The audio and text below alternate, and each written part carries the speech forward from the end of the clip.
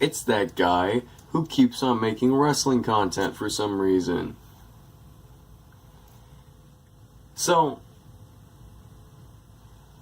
there's one thing I do want to say. I'm going to be reviewing as many WWE games as possible from as far as back as I can go. Essentially, we're going to start collecting them, and I will start reviewing them. Not in chronological order. However, this one probably, if I were to leave it up to my guesstimation in terms of some of the best of the franchise/series, I would easily rank it up there decently high. The reason why, it's 2K14. A lot of people have told me that they actually prefer this one the best. I don't think, in my opinion, it's the best. Granted, I didn't really grow up with it at all, and really until this year have I even picked it up. I do consider it one of the best, however. And it's very unique in its approach to how many people you unlock and how you unlock them. The DLC, that's good. The universe mode is vastly improved in this one. You know, even though there are some like weird, small little things, it's what started the modern day formula for the 2K games, with rivalries being added. That's really what I mean that I'm trying to hammer on, is that rivalries were the most important thing or addition to the universe mode because of what you can do with them. Or even the fact that you can fully edit the calendar and whatnot. I also like that too. So, the main attraction, 30 years of WrestleMania. It's actually rather decent. I haven't done it to completion quite yet. But at the moment, I'm sitting at the Universe era, or otherwise PG era. So, it starts off in the Golden Age, or the Hulkamania saga, beginning with Andre the Giant versus Big John Studd. That was random. And ending off at Bret Hart versus Yokozuna, I do believe. And then, after that, the New Generation, which I really see why this was a bad time for wrestling.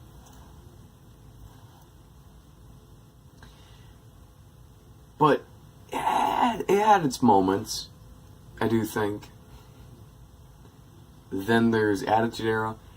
They completely skipped this one, mostly because WWE 13 came out prior by THQ, and they had already done the first ever showcase mode highlighting the Attitude Era of all things.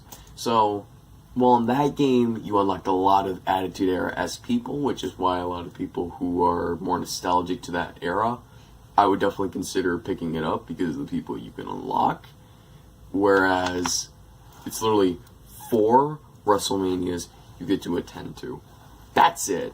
And the most important of which being obviously Austin and Rock. And you do that like 3 times, I'm pretty sure. At least twice. So, there's that. Ruthless Aggression also happens. That one fascinates me the most because I've always wanted to pay more attention to it.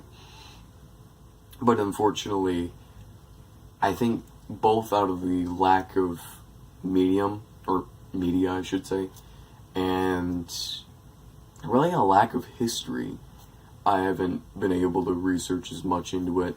But there are some moments. The only unfortunate thing, truly, because of the Benoit incident, he's not in there. Otherwise, he would have easily been one of the unlockables. or Chris Benoit, I should say. I don't want to even touch that rabbit hole. There's a reason why we have Wikipedia. On the other hand, there is a good amount of unlocks there. There's Hollywood Hogan. That's great. There's Jericho Retro. Or I should just say old Chris Jericho. You know, some faces like that, or even John Cena, Thugonomics. There's some things here and there. I think while the showcase mode was decent, you had an idea of where to go.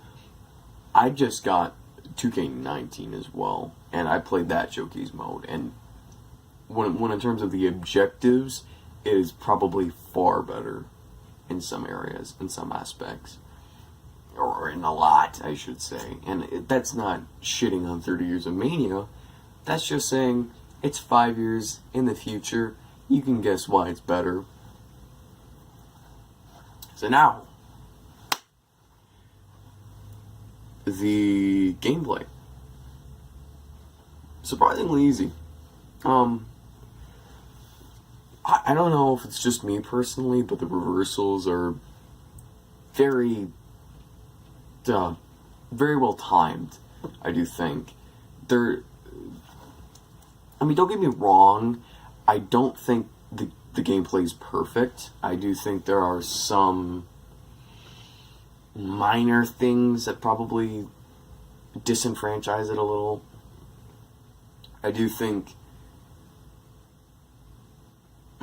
if I were to pick any cons out of it, however, I think I would say, for in terms of the gameplay, the weapons aren't as good as they probably should be. I think that's pretty minor, but as well as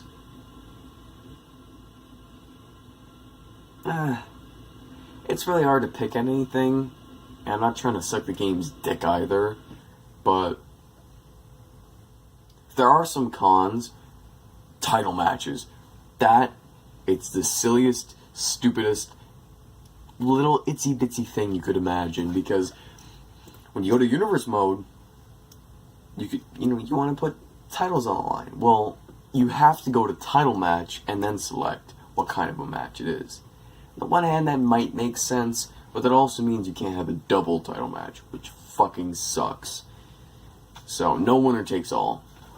That's gay. Who did I like out of the roster? Of the unlockables and then the DLC?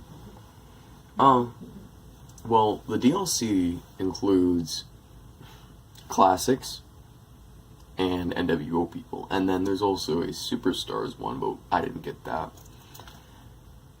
However, I think the NWO one was great. I think Kevin Nash, that's cool. Scott Hall, that's cool. 6, that's pretty fucking cool. Especially because, again, Attitude Era was skipped. So D-Generation X skipped. Even DX Shawn Michaels skipped. So X-Pac was skipped. So we get 6 instead. Which is weird because it makes it the only time where X-Pac wasn't in a game, but 6 was. Or in terms of the WWE franchise. Just food for thought. Kurt Hennig. I feel like they probably should have just kept him in, like, mostly just because they already had him in the 30 Years of Mania mode, and then they immediately, you can unlock him there, but only as a manager, I think, or at the very least manager attire. It's retarded. But whatever. Henning's fine. He's great. Steiner, really good addition. I've always wanted Scott Steiner in a game of mine actually officially made. Besides that, Giant was another one.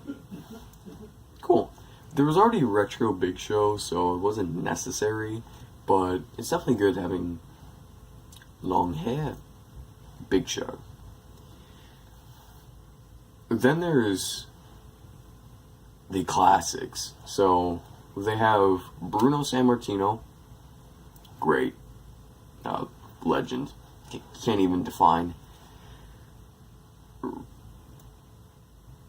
I think Virgil, he was free. It's kind of weird, silly, but cool.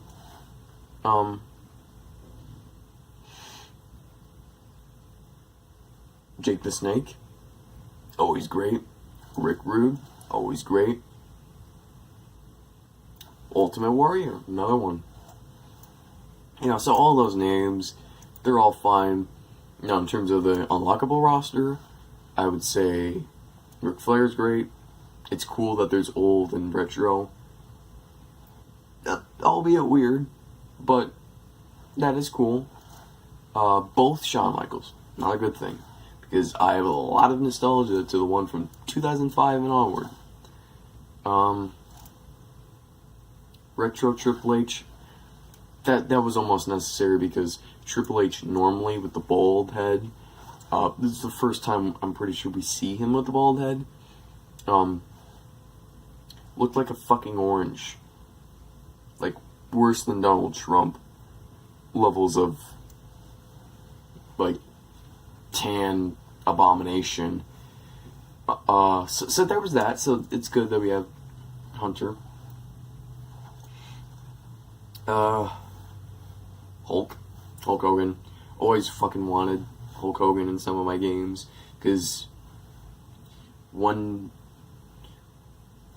fancy old nig word later and you're forgotten by a company that you probably helped build.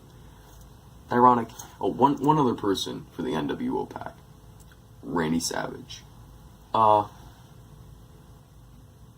do think it's weird that they toned down their attributes from normal to NWO for some of them.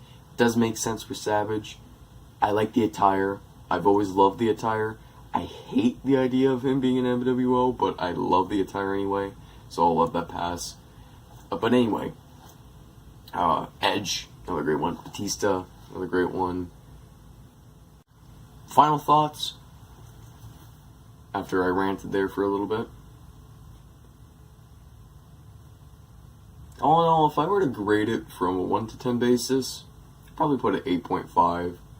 It's not perfect, but see, the thing is, some games are just incredible in some aspects, but then shitty in others. And they make you really feel bad because you really want to like them more, but you simultaneously can't because some aspects of them you have to pick out.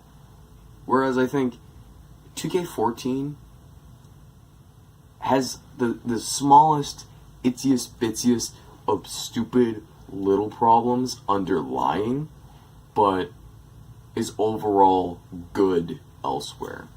And that's what I mean. It's not fantastic of a game. It's not that much different than any of the others. But it's so good overall that it has enough of a basis to lie down on. So, final verdict, 8.5. Would I recommend it? Absolutely.